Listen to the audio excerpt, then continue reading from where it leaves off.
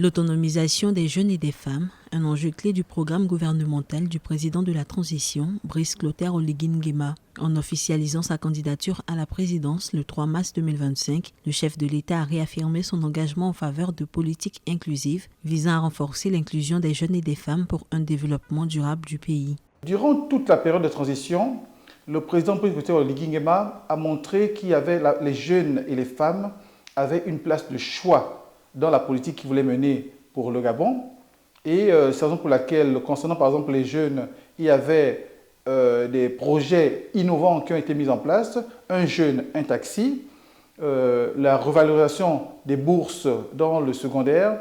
Et pour ce qui est des femmes, c'était les constructions de marchés. Au Gabon, la jeunesse représente 65% de la population pour un taux de chômage estimé à 35,7% selon les autorités en 2025. Une situation préoccupante qui souligne les défis économiques auxquels font face les jeunes. Pour pallier le problème, le général Brice Clotaire Oligui Nguema, depuis son accession à la tête du pays en août 2023, a mis en œuvre plusieurs initiatives pour promouvoir l'entrepreneuriat et l'emploi des jeunes. Ainsi, dans son discours à la nation le 31 décembre 2024, le chef de l'État a annoncé la création de 163 000 emplois pour les jeunes dès 2025.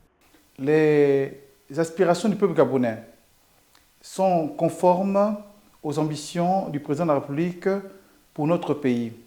C'est la raison pour laquelle il aurait été vivement surprenant que le président de la République ne puisse pas répondre favorablement aux multiples sollicitations du peuple qui demandait à ce qu'il soit candidat. Dans son classement, les femmes, l'entreprise et le droit 2023 sur la parité économique, la Banque mondiale attribue au Gabon le score de 95, faisant de lui l'un des pays d'Afrique les plus porteurs du développement économique des femmes. En 2024, le pays compte 14,7% de femmes parmi ses députés, 40% au sein du Sénat et 11 femmes au sein du gouvernement. Ainsi, en comblant les disparités entre hommes et femmes, le produit intérieur brut par habitant pourrait augmenter à long terme de près de 20% en moyenne, selon la Banque mondiale.